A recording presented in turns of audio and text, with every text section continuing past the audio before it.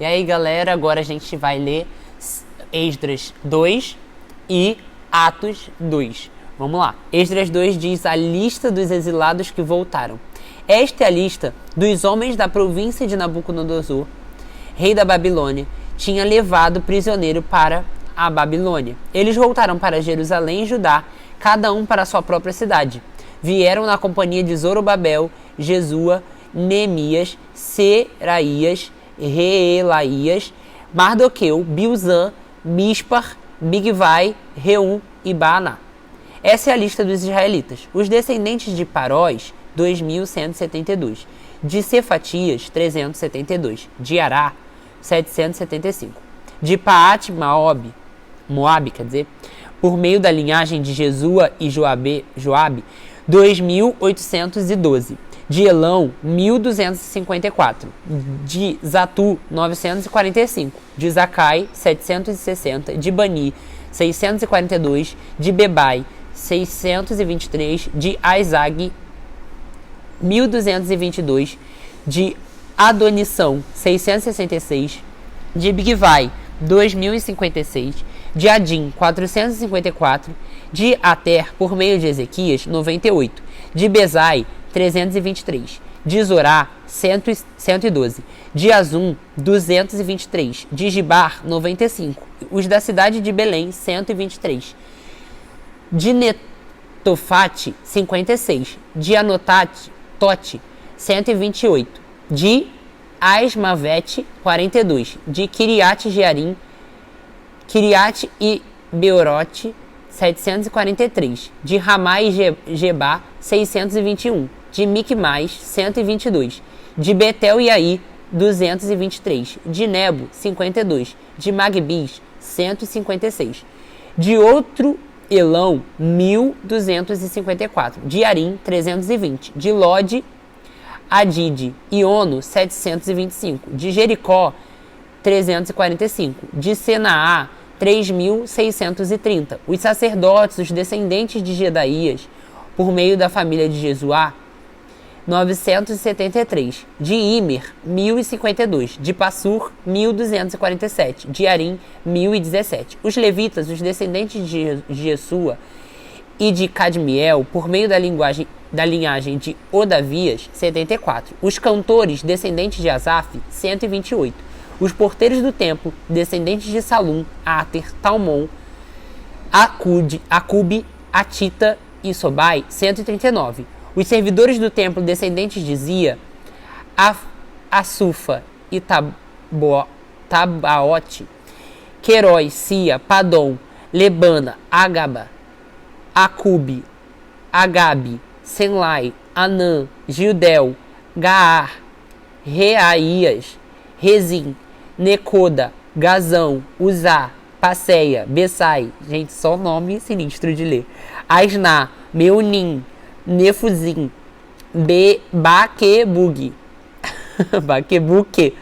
Acufa, Arur, Barcos, Cícera, Tamar, Nesias, Atifa, os descendentes dos servos de Salomão, os descendentes de Sotai, Sofere, Peruda, Jaala, Darcon, Gidel, Cefatias, Atil, Poquerete, Azebaim e Amim.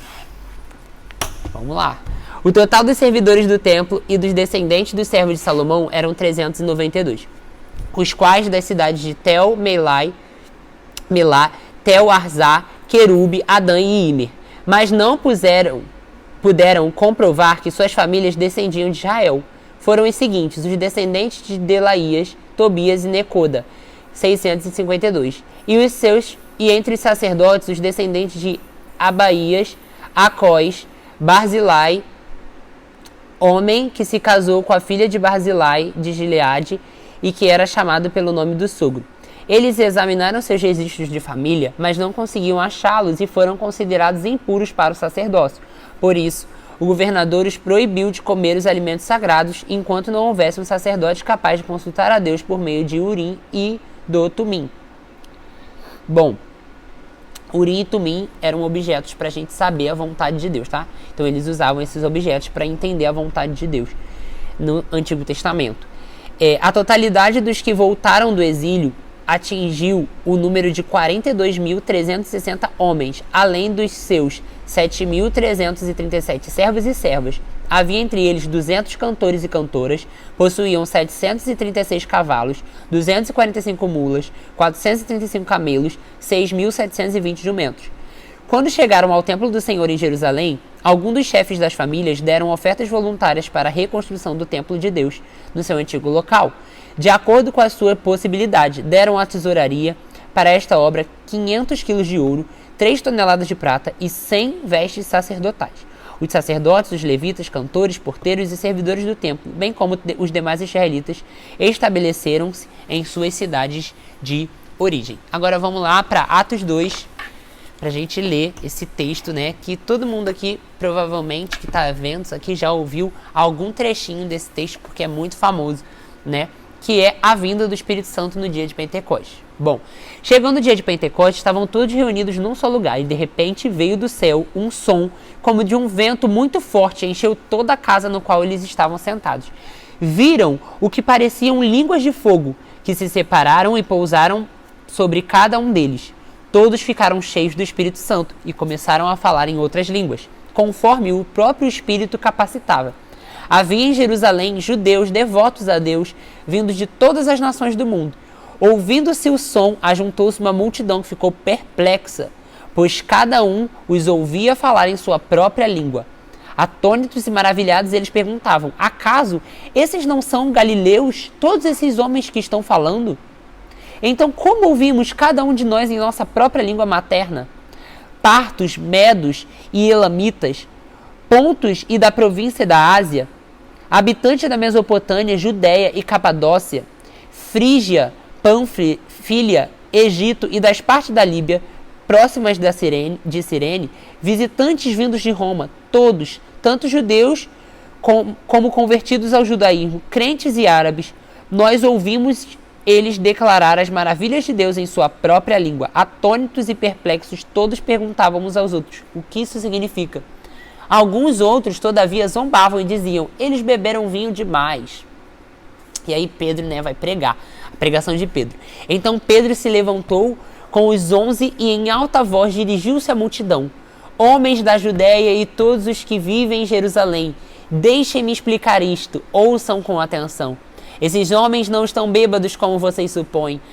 Ainda são 9 horas da manhã. Ao contrário, isto é o que foi predito pelo profeta Joel. Nos últimos dias, diz o Senhor, derramarei o meu espírito sobre todos os povos.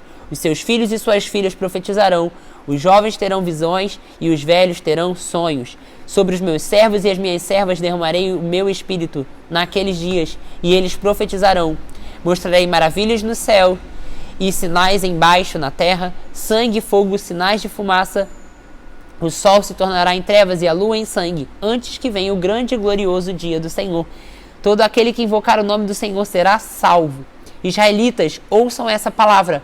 Jesus de Nazaré foi aprovado por Deus diante de vocês por meio de milagres, maravilhas, sinais que Deus fez entre vocês, por intermédio dele, como vocês mesmos sabem. Esse homem foi entregue por propósito determinado e pré-conhecimento de Deus, e vocês, com a ajuda de homens perversos, o mataram pregando-o na cruz. Mas Deus o ressuscitou dos mortos, rompendo os laços da morte, porque era impossível que a morte o retivesse. A respeito dele disse Davi: eu sempre via o Senhor diante de mim, porque ele está à minha direita, não serei abalado.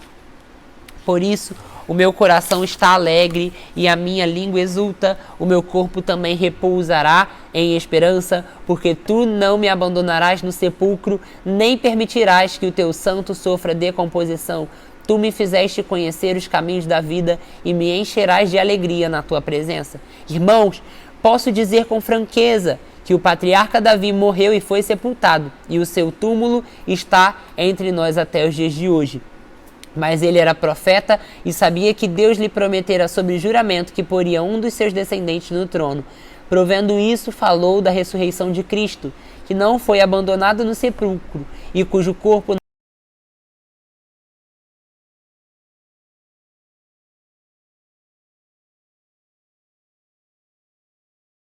recebeu do Pai o Espírito Santo prometido e derramou o que vocês agora veem e ouvem. Pois Davi não subiu aos céus, mas ele mesmo declarou: o Senhor me disse ao meu Senhor, senta-te à minha direita, até que eu ponha os teus inimigos como estrado para os teus pés. Portanto, de que todo Israel fique certo disso. Esse Jesus a quem vocês crucificaram, Deus o fez Senhor e Cristo. Quando ouviram isso, ficaram aflitos em seus corações e perguntaram a Pedro e aos apóstolos: irmãos, o que nós faremos? Pedro respondeu: arrependam-se e cada um de vocês seja batizado em nome de Jesus Cristo para perdão dos seus pecados, e vocês receberão o dom do Espírito Santo.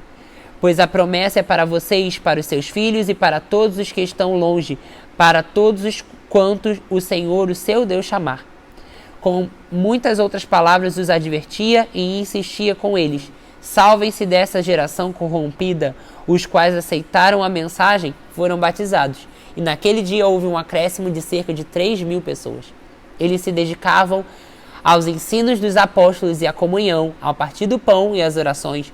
Todos estavam cheios de temor e muitas maravilhas e sinais eram feitos pelos apóstolos. Os quais criam, mantinham-se unidos e tinham tudo em comum. Vendendo suas propriedades e bens, distribuíam a cada um conforme a sua necessidade. Todos os dias continuavam a se reunir no templo e no pátio, e nas casas eles partiam o pão e juntos participavam de refeições com alegria e sinceridade de coração, louvando a Deus e tendo a simpatia do povo. E o Senhor lhes acrescentava diariamente os que iam sendo salvos.